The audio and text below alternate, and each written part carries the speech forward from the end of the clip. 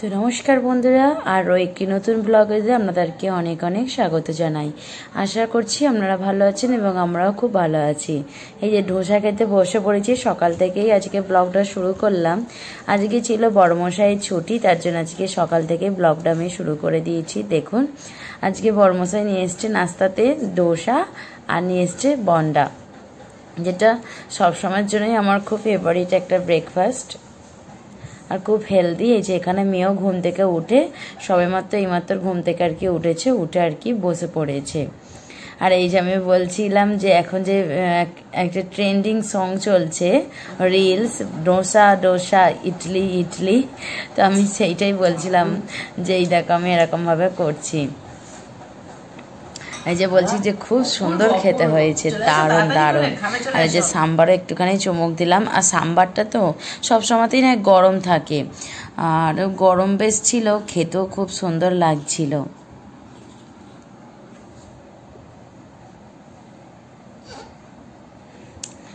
আর এই যে এখন চলে এসেছি, বড়মশাই বাজার করে নিয়ে এসেছে, মাছ এনেছে। ওই যে মাছটা ধোবো, তার জন্য তো রান্নাঘরে চলে এসেছি পেছনেতে। দেখতেই পাচ্ছেন যে মাছটা অনেকটা এনেছে, এবার ধুতেও তো সময় লাগবে। ওই জন্য ভাবলাম যে না, তাড়াতাড়ি করে নাস্তা ফাস্তা করে মেয়েকেও খাইয়ে দিয়েছি। খাইয়ে দিয়ে এবার ভাবলাম যে আগে যাই, গিয়ে মাছটা ভালো করে ধুয়ে নিই। মাছটা বেশ ভালো করে না ধুলে নয়, ফ্রিজেতে রাখবো তো তখন জমাট বেঁধে যাবে, তারপরে যখন ধুতে যাবো না খুব সমস্যা হয়। ওই জন্য প্রথমবারেতে ভালো করে মাছটা থেকে পরিষ্কার করে জল দিয়ে ভালো করে ধুয়ে নিই।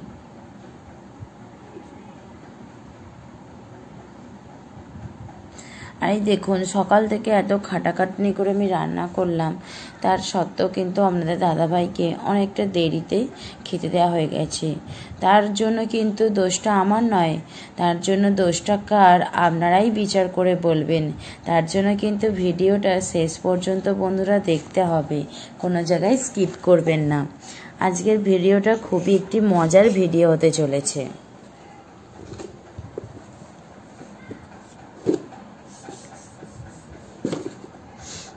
আজকে ভাবছি একটু অনেক কিছু রান্না করব, কারণ আজকে ছুটি আছে। আর চিংড়ি মাছও রয়েছে, দেখি পটল এনেছিলাম বাজার থেকে, সেই দিনে কিনে দেখলেই তো আপনারা। তো এই পটল চিংড়ি করবো ভাবছি, কলমি শাকও রয়েছে, অনেক আনাজপত্র রয়েছে, আবার সব মাছও এনেছে। দেখা যাক কি কি করা হয় আর কি। আর এই দেখুন, আপনাদের সঙ্গে কথা বলতে বলতে কিন্তু আমার অনেকটাই মাছ ধোয়া হয়ে গেছে। এখানে একটু স্পিডটা আর কি বাড়িয়ে দিয়েছি, নাহলে এত তাড়াতাড়ি তো ধুতে পারবো না, একটু স্পিডটা বাড়ানো আছে।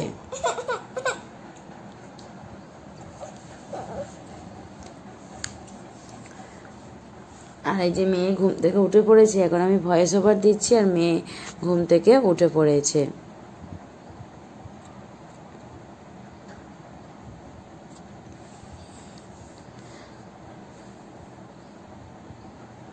আমাদের এখানে না মাছ না অনেকটাই বেশ কম দামেতেই পাওয়া যায়।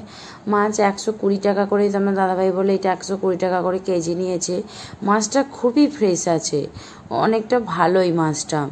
আর এখানে মাছ ভালোই পাওয়া যায়, কিন্তু হ্যাঁ ইলিশ মাছ, তারপরে শোল মাছ, মানে জ্যান্ত যে মাছগুলো সেইগুলো একটু দাম বেশি হয়। আর অনেক রকম মাছ যেমন বাটা মাছ, এই সমস্ত ছোটো মাছ আবার পাওয়া যায় না। পাওয়া যায় ছোটো মাছ, ওই মোরলা মাছ এরকম ধরনের পাওয়া যায়, সেটা কখনো কখনো।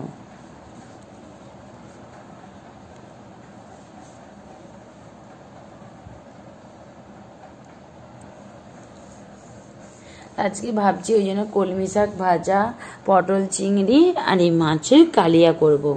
এটা সম্ভবত কাতলা মাছ হবে, একটা কাতলা আছে বললো, একটা রুই নিয়েছে।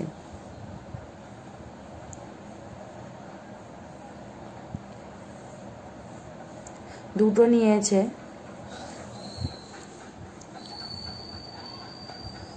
আর এখন বন্ধুরা এত গরম পড়ে গেছে, তো মাংসর থেকে যেন মনে হয় একটু মাছের ঝোল কিংবা একটু পাতলা মাছের মানে কালিয়া রান্না করে একটু পাতলা বেশ মুসুর ডাল এই সব দিয়েই বেশ ভাতটা খেতে না বেশি এখন ভালো লাগছে। আমাদের এখানে তো ভালোই গরম পড়ে গেছে, আপনাদের ওখানেও কেমন গরম পড়েছে তা অবশ্যই কিন্তু জানাবেন বন্ধুরা। আর আমাদের একটু বেড়াতে যাবার কথা হচ্ছে, তা কোথায় বেড়াতে যাব সবই তো আপনাদেরকে দেখাবো। তাই আমাদের সঙ্গে থাকবেন, পাশে থাকবেন বন্ধুরা। আর যারা এই চ্যানেলেতে নতুন আসছেন তারা চ্যানেলটি সাবস্ক্রাইব করে পাশে থাকতে পারেন। আপনাদের এই নিত্য নতুন ভিডিও আপনাদেরকে অনেকই ভালো লাগবে। আর ভালো লাগলে একটি লাইক আর কমেন্টের মাধ্যমে জানাবেন। আর দেখুন না, মাছের পিসগুলো আমরা ওখান থেকে কেটে দিয়েছি। আপনারা তো দেখেন আমার দাদাভাই এখানে এসে কাটে। আজকে একটু কাজের চাপ ছিল বলে, আর ও একটু এক জায়গায় যাবার আছে, ওই যে বললাম না কার দোষ, ওই জন্য দেখুন না ও আজকে ছুটির দিনও এক জায়গায় যাবে বললো আমাকে। বলে না যে কোথায় যাবে, বলো একটা সারপ্রাইজ আছে তোমার জন্য, একটা সারপ্রাইজ গিফট কিনতে যাব। ঠিক আছে, সারপ্রাইজ গিফট তো ভালোই হলো, তাই জন্য আর কিছু বেশি রাগ করলাম না, কিছু বললাম না। আর মাছগুলো দেখুন খুব ভালো হয়েছে, বললাম না খুবই ফ্রেশ। দেখুন না, মাছ সাদা সাদা হয়ে থাকলে তাহলে ভাবতাম যে একদম ভালো না, কিন্তু দেখুন এত ভালো, ধোয়ার পরও লাল লাল মতো লাগছে। এই যে তেল পোড়াটাও না এত ভালো ছিল যে না নিয়ে পারলাম না, ও এনে দিয়েছে তো ভালো করে, আমি ওই জন্য কী করেছি ধুয়ে নিয়েছি।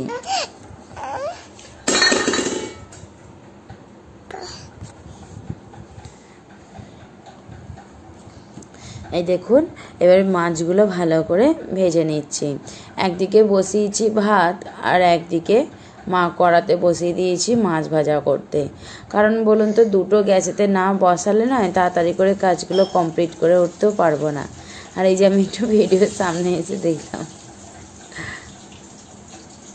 এই যে মাছগুলো ভাজা হয়ে গেছে, এপিট ওপিট করে এরকম লাল কালার পর্যন্ত আমি ভেজে নিয়েছি।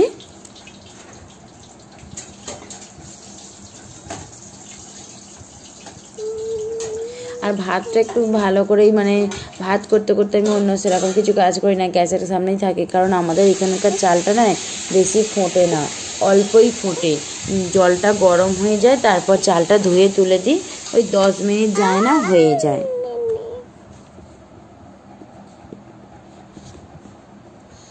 আবার ওই যে যেই বাকি মাছগুলো আছে সেইগুলো এবার ভেজে নিচ্ছি। মাছটা দেখুন খুব মোটা, এরকম মোটা মাছ হলে কি বলুন তো, লোককে খেতে দিতে খুব ভালো লাগে দেখতে, থালাই করে সাজিয়ে দিলে। কিন্তু আর একটা কি অসুবিধা হচ্ছে, রান্না করতে না ভাজার ক্ষেত্রে তরকারির সময় একটু অসুবিধা হয়। এই যে ওই মাছগুলো সব ভাজা হয়ে গেছে, এবার পটল চিংড়ি হবে বলে চিংড়ি মাছগুলো ভেজে নিচ্ছি। চিংড়ি মাছগুলো তো বেশি কড়া করে ভাজা, কড়াতে দিয়ে ভালো একটুখানি নেড়ে নিয়ে নামিয়ে নেবো। আর অনেকগুলোই আছে, পটল চিংড়ি করলে বেশ ভালোই লাগবে খেতে, তাই ভাবলাম ভেজে নিই। আর দেখুন কিরকম গোল গোল হয়ে গেছে, মানে দেখে যেন মনে হচ্ছে অন্য কিছু আর কি, কোনো বড়া বা কিরকম। দেখুন কি সুন্দর লাগছে, না ফুলের মতন টাইপের, মানে চিংড়ি ফুল হয়ে গেছে। এই দেখুন, আর ফ্রেশ ছিল তো, আপনারা তো দেখেইছেন ভিডিওতে। আর মানে খেতেও ওই জন্য খুব ভালো লাগছে। আর এই যে দেখুন, এখন এই 4 পিস মতন নিয়েছি, তারপরে সব বাকিগুলো তো ফ্রিজেতে সব রেখে দিয়েছি, দেখতেই পেলেন বক্স করে ভালো করে ফ্রিজেতে ডিপ ফ্রিজ আর কি রেখে দিয়েছি। বাকি দিনগুলোতে যতদিন আছি আর কি, বেড়াতে যাবার আগে পর্যন্ত খেয়ে নেবো। আর এইদিকে মাছগুলো হয়ে যাক, হয়ে গেলে তারপর এইদিকে আনাজটা কেটে কী করবো, বাকি রান্নাগুলো সারতে হবে। এই যে আনাজগুলো কাটা হয়ে গেছে। আর কলমি শাক ভাজাটাও আমি কী করেছি, কলমি শাক ভাজাটা নয়, প্রথমে শাকটা কেটে ভালো করে জলেতে ধুয়ে আর কড়াই বসিয়ে তাতে জল দিয়ে গরম জলেতে ভালো করে শাকটা নয় 5 মিনিটের মতন, 2 থেকে 5 মিনিট মতন ভাপিয়ে নিয়েছিলাম। তারপর জলটা ছেঁকে ফেলে দিয়েছি। তারপর কড়াই গরম করে পেঁয়াজ আর শুকনো লঙ্কা ফোড়ন দিয়েছিলাম। দেবার পরেতে কী করেছি, ওই যে সেদ্ধ করে রাখা শাকটা দিয়ে দিয়েছি। তারপর একটু লবণ স্বাদ অনুসারে 1 চিমটি মতন হলুদ দিয়ে ভালো করে একটু নেড়ে নিচ্ছি। ভালো করে একটু ভাজা ভাজা মতন হয়ে গেলে নামিয়ে রাখবো। আর এই যে মেয়ে দেখতে পেলেন আমাদেরকে ফ্লাইং কিস দিল। ওকে এখন না বলতে হয় না, অভ্যস্ত হয়ে গেছে মনে হয়, জানি না।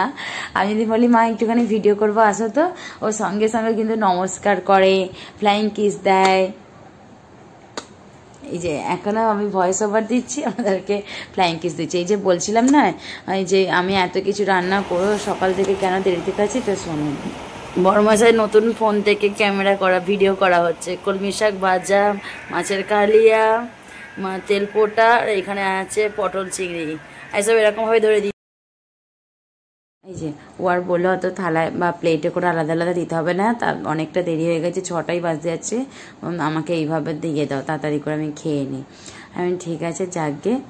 আর এই যে তার কারণটা হলো সারপ্রাইজ গিফট বলছিলাম না, ও শোরুমে গেছিলো, ভিভো শোরুমেতে, অনেকটা দূর এখান থেকে, ওই জন্য টিফিন ফিফিন খেয়ে দিয়ে স্নান ফান করেই বেরিয়েছিল দুপুরে, যে গিয়েছিল এই যে Vivo50 ফোনটা নিতে।